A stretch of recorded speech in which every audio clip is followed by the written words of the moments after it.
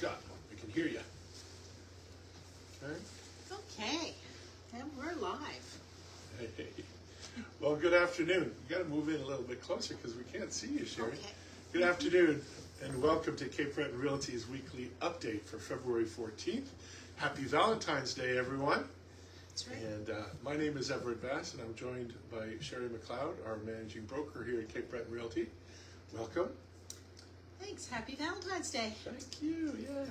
So last week's weekly update was kind of a special edition where we presented our perspective on the investment opportunity that exists here in Cape Breton for foreigners, given the current exchange rates and market conditions and things like that. There was a lot of interest. We saw a record-breaking 500 plus views, lots of likes, even one person who loved it. So, Okay.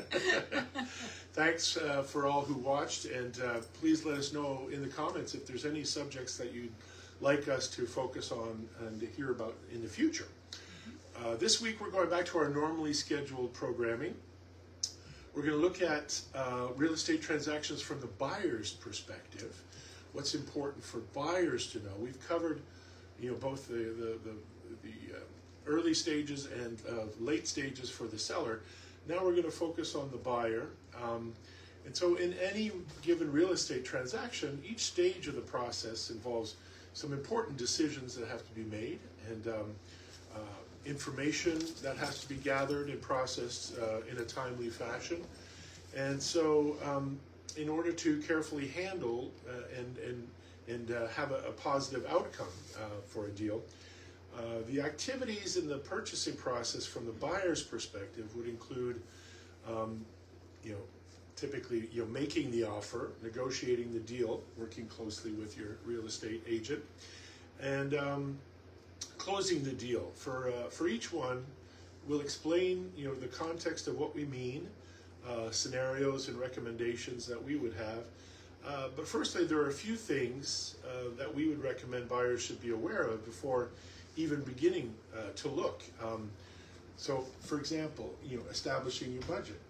And one of the best ways to do that is to get pre-approved for financing, because that way you'll know, how much money, how much you can afford, what's in the budget, and also looking at it from a point of view of what are the selection criteria. I mean, how many bedrooms, how many bathrooms, must you have? If you need 4 bedrooms and 3 bathrooms, you're not going to be looking at houses with 2 bedrooms and 1 bathroom, for example. So save yourself a lot of time. So it's really about establishing those criteria and making sure that you're moving forward in confidence, and also knowing where the areas where you can be flexible. Yeah. So that's kind of the background to it. So we're going to jump right into it because we're a little bit behind on time. So looking at it from the context of the macro view, making the offer, I guess, Sherry, what do we need to understand about the market conditions, in order to make the appropriate offer? Well, you want to know if you're in a buyer's market or a seller's market, Right. and what things are selling for in that market. If they're selling for 10% of asking, or 10% off of asking, or 10% over asking, or every market is different, and even from one little community to the next, things are different. If you're buying in Sydney, you might be in multiple offers a lot more often than if you're in the rural area. Yeah, okay. And it's supply and demand, of course, right? So, and the realtor is the person that'll advise you on that. She can tell you, or he can tell you, this is the last 3 sales, they all sold over asking, or they all sold under asking, and this is how much leeway you can expect in this market. Yeah. Now, if you're competing, you want to know all of that too. So, you talk with your realtor about that, and your realtor will explain to you exactly how that process works. If you are competing, what you can do, how you can increase your offer. But the best thing when you're buying is to, number one, get pre-qualified, so And if you can avoid having financing conditions and all those kind of things, Yeah. then you're already a step ahead of the next guy, right? Yeah. So, Okay. Good. And the so once you get to a point where you found a property that you're happy with and qualified for in terms of financing, if that's something that is involved, can you tell us a little bit about the process of submitting the offer, through your real estate agent? well, generally, when you're making the offer, you're going to talk to your realtor about the price, and not everything is priced right. Don't automatically assume that if they're asking $300 that it's worth $300. Right. So your realtor should start off with giving you an idea of what the value she thinks or he thinks the value of that property is. Right. So they might say, gee, that's worth $400. I don't know why it's priced like that, but let's not lose it. So let's offer $3.25, or let's offer $275 because it's not worth $300, and I wouldn't go any higher than this. You'll get advised accordingly. Right. And your conditions in your offer. Right. That was my next question. You're getting ahead of us. That's okay, fine. Sorry. Good. No. That's good. So Keep going. The conditions in your offer, the least conditions that you can make in your offer, Yeah. the more attractive your offer is going to get. Right. So a conditional offer on financing, insurance, inspection, getting a job, or all of those kind of things that you could put in there, the less of that you have, the more likely they're going to take your offer. Right. So if I have two offers for the same money, and I have no conditions on one, and I have all kinds of conditions on the other, obviously the one with no conditions, even if it's a lower price, it might be a better offer because it's more guaranteed. And the other thing is your deposit. Everyone should be aware that you're going to put a deposit down with your offer. It's common practice to, to make sure that it seems sincere and you're not just, throwing offers out willy-nilly. So if you put a substantial deposit down, and your deposit is due upon acceptance of the offer or within a couple of days of that, not when your conditions are met, right? Then, that's important, because personally, if you offered me $100,000 over asking and didn't put a deposit down, and you had a bunch of conditions, I would laugh and say, no thank you. The deposit is also called the earnest money, so it shows in good faith that you're willing to put up some money, that you have some skin in the game as well. Exactly. So right? I think that's an important point. If I have two offers and one of them has no deposit, or the deposit is only coming in at the end when when we're ready to close, who cares by then, right? Yeah, right. It's pretty much So if you're thinking at all like the seller, then you need to realize that the seller is looking at that. And as a buyer, you have to think, what's the seller looking for if you want to get your offer accepted? Yeah, there's certain deadlines that we know have to be there, in terms of an offer, and typically we've gone through this before where there's a deposit, and then there's usually some kind of buyer's conditions and the lawyer review and things like that. So there are various milestones in that process. So they have to be timed accordingly. They can't all happen at once, sort of thing. So, great. The other thing that when it comes to timing,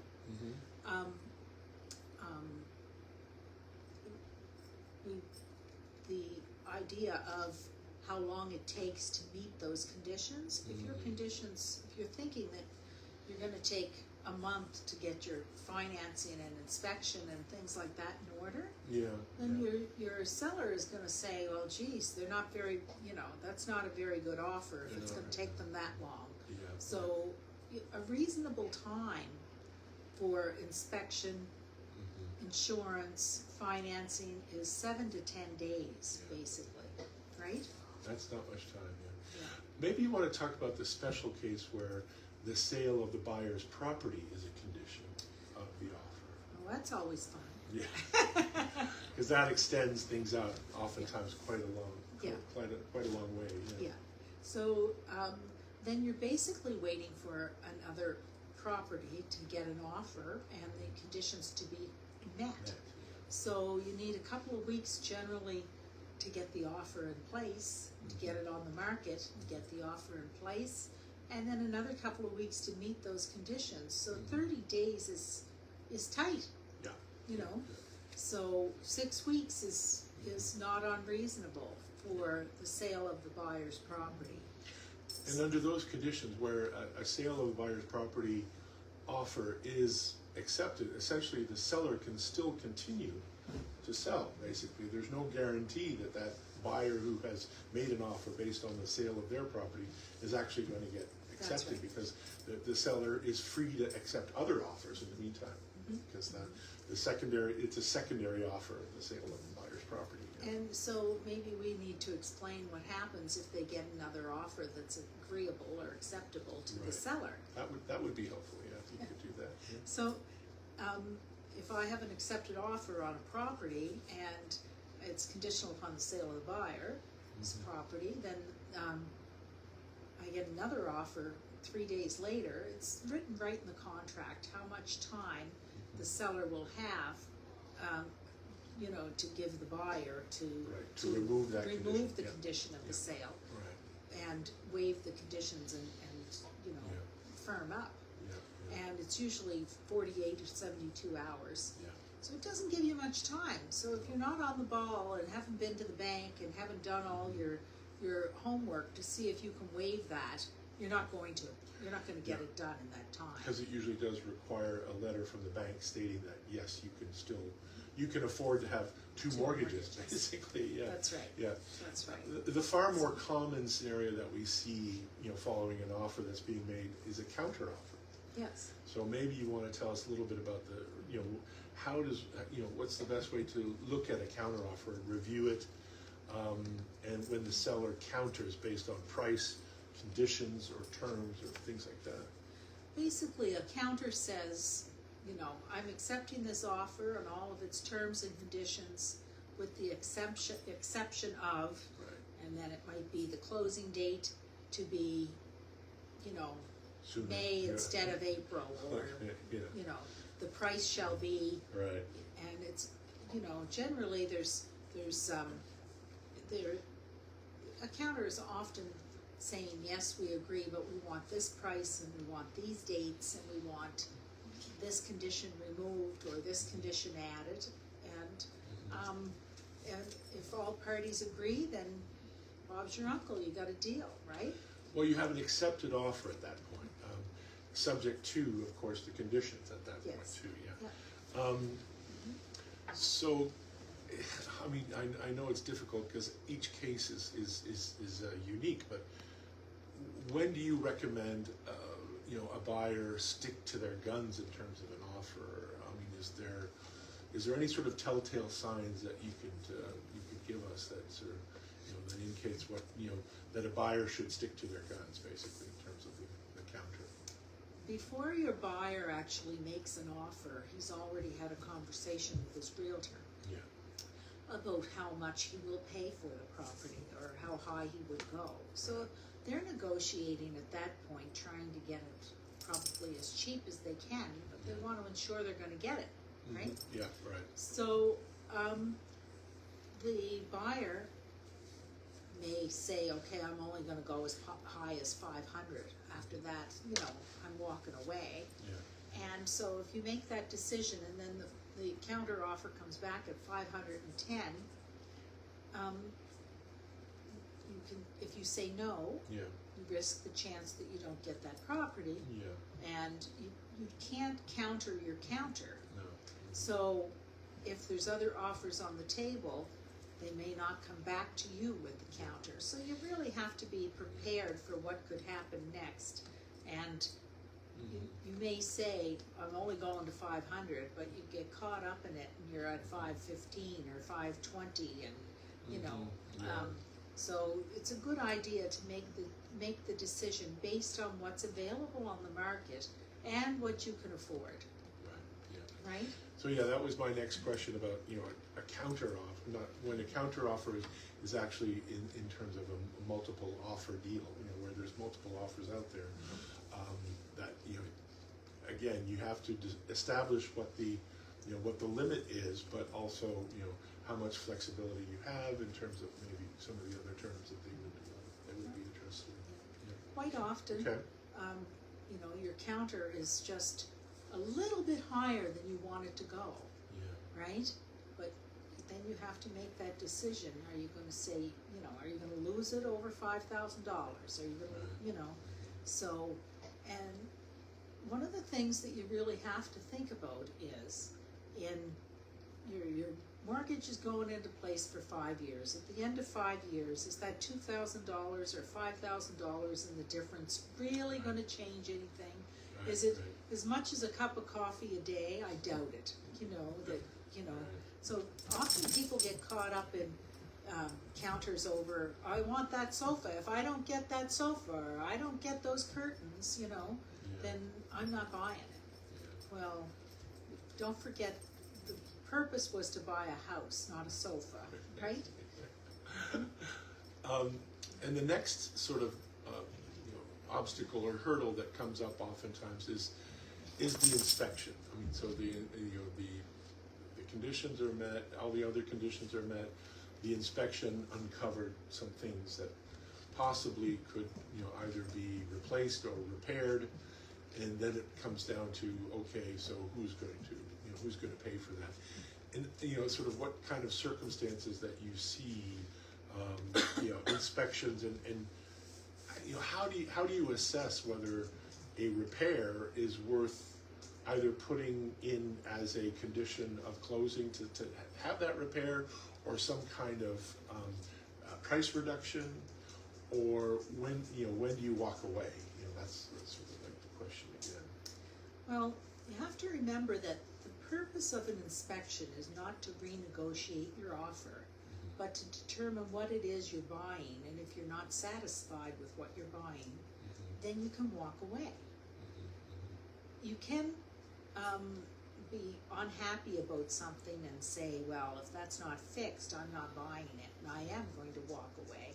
And if that's the case, then of course you're going to go back to your seller and say, okay, if you'll fix that, then I'll still buy it. But if you're not going to fix it, then I'm going to walk away.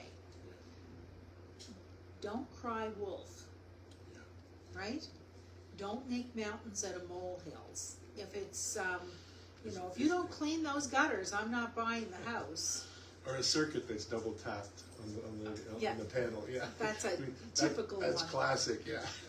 Well, it's classic for us because we understand that 9 out of 10 houses have a doorbell tapped into, a circuit breaker on your fuse panel that's double tapped, and it's irrelevant because it's never going to cause you any grief. But it's not right, and it shouldn't be there. Right. The inspector will point it out. Point that out, yeah. And 9 times out of 10, it's in your inspection. That's a standard thing. And if you think that's really serious, then you don't really need that house. But that's our job, is to settle people down over little things. Get and perspective, explain, in terms of orders of magnitude of significance. Yeah. And if there's a little bit of mold on the casing, then maybe a little bit of Javex would take that away, and we don't need an environmental inspector for that. Let's put it all in perspective, right? Right. So, not that mold is not serious, but there's different types of mold, and the word mold drives, in a inspection report, drives people over the edge, right? For no reason. Yeah.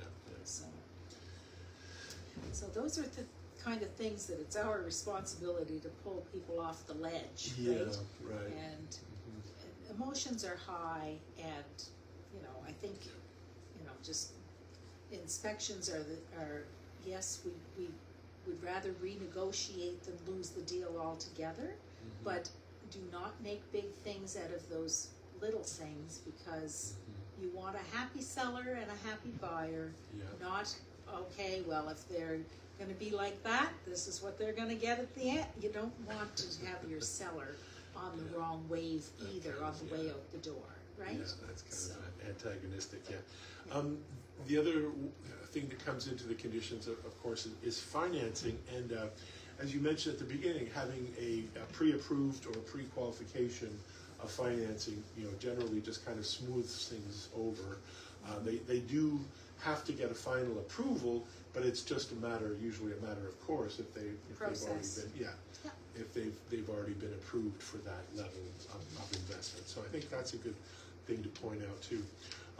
Quite regularly, one of the last things that's happening is the appraiser is stepping in to do an appraisal. Yes. Yeah. And banks are notorious for that. Oh, we need an appraisal. We can't close yet. We need an appraisal. Right. Although that's typical for insurance as well. Yeah. They've already said yes, and you've signed all your paperwork, and everything is ready to roll, and then they pull this, oh, but we need an appraisal, at the last minute, And the seller doesn't even have to let you in to do an appraisal at that point, because your conditions are met. So that's one of the things that, your bank needs to realize, that when the condition date is done, the condition date is done.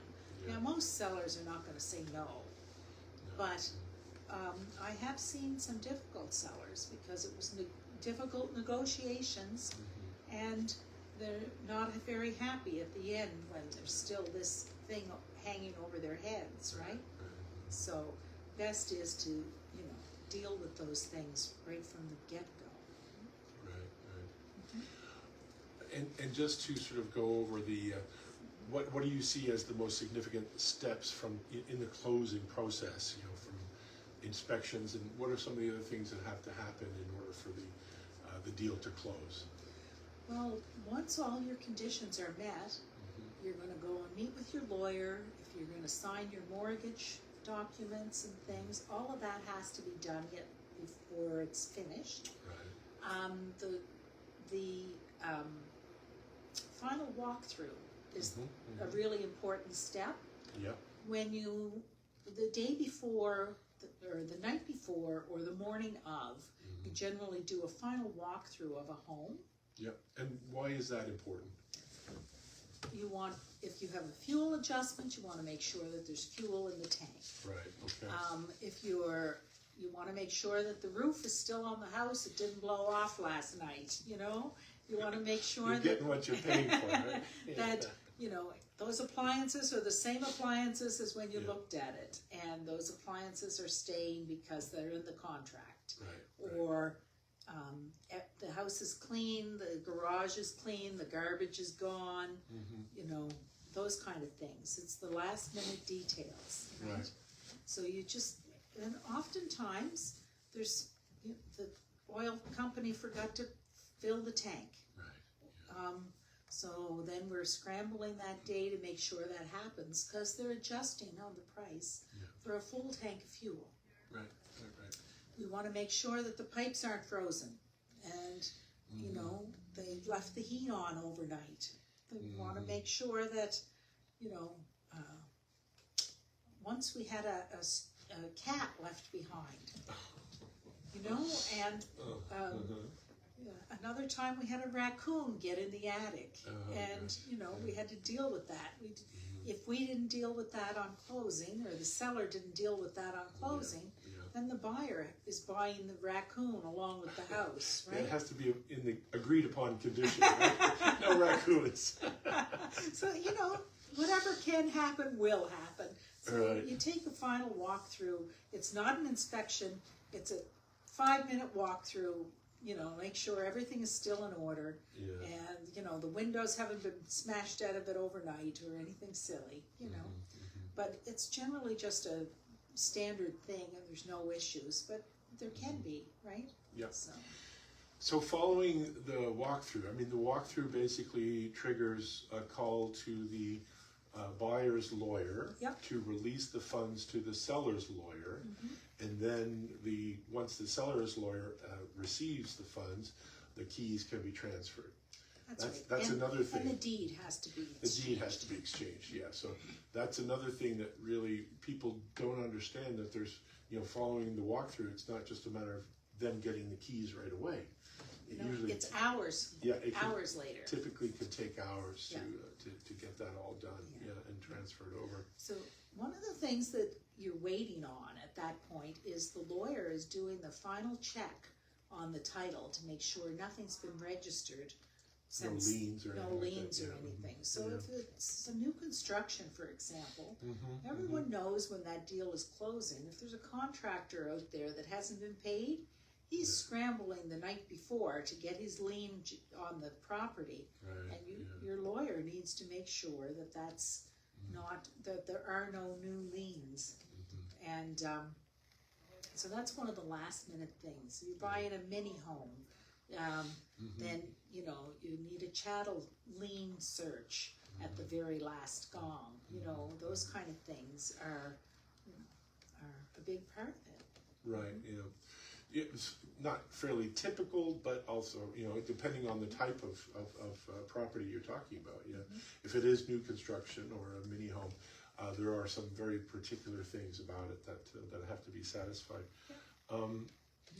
So I think we'll wrap up at this point. Can we just sort of go through some of the tips for a successful transaction? I mean, number one, we say work with a professional. Make sure that you have a skilled agent working with you, someone who knows the area and can help you in terms of establishing a reasonable offer and taking you through the process.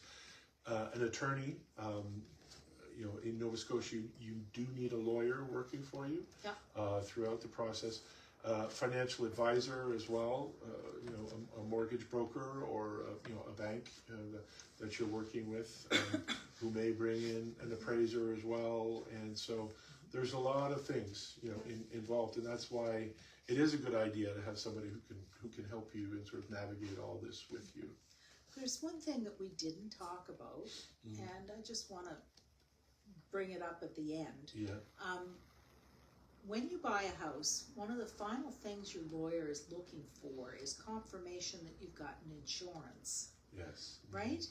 And because you're buying title insurance with your lawyer, and there's all these different kinds of insurance at the last minute.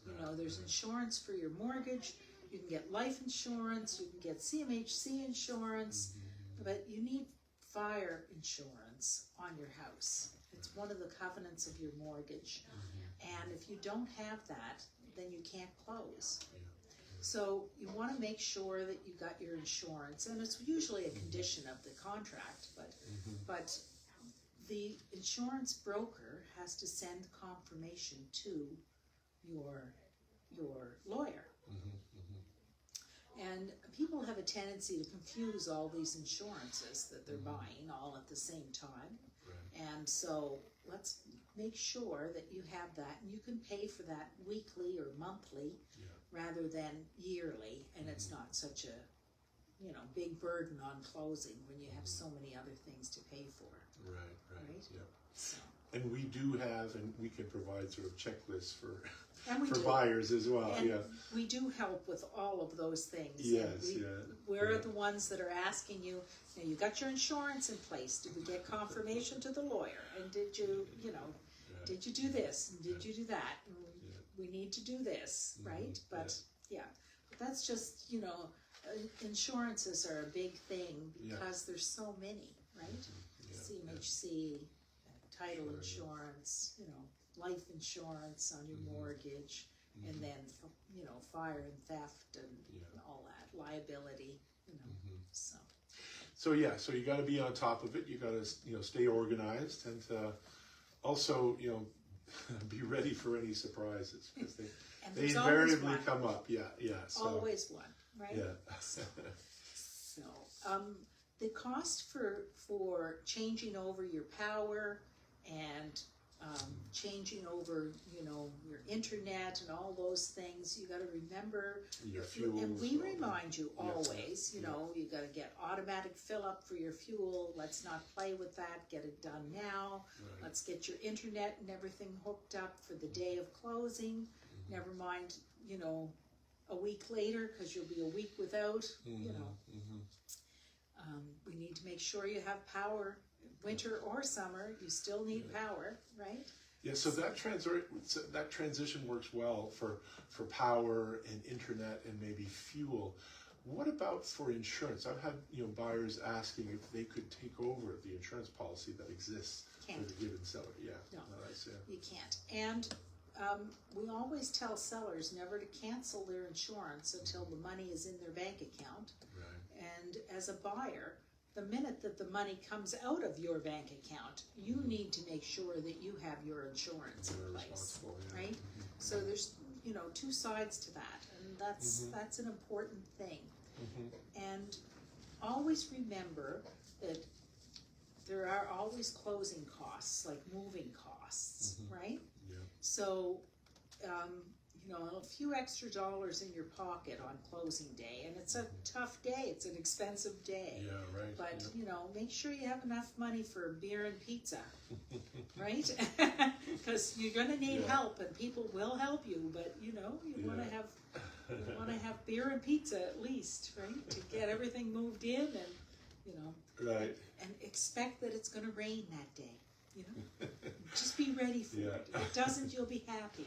Yeah, expect the worst and hope for the best. Yeah. So I think in terms of the 3 points that we want to emphasize is preparation, flexibility, and having a trusted team to work with and help you navigate the process. And we are certainly here to help. Contact us if you have any questions. My email is everett@capebretonrealty.com, and Sherry is SHERRY @capebretonrealty.com. My first name is spelled EVERETT. So so if you have any questions, or if you'd like to make any comments on the post with any observations or recommendations of your own, or any topics that you'd like to see us cover in the future. Anyway. I think we covered that pretty well. We need 3 professionals. Yeah. A banker, a lawyer, and a realtor. Right. And it'll all come together. Takes the stress away. Yeah. Yeah. Very good. Well, again, happy Valentine's for everyone. If you're going out tonight, it's a little bit chilly in these parts, but anyway, gotta snuggle up. Yeah, you got to stay warm and enjoy your weekend. Again, we're drinking our tea here, so toast to the weekend. To the weekend. Sláinte. All right. Thank you. There we go. All right. Happy Valentine's Day. Happy Valentine's Day.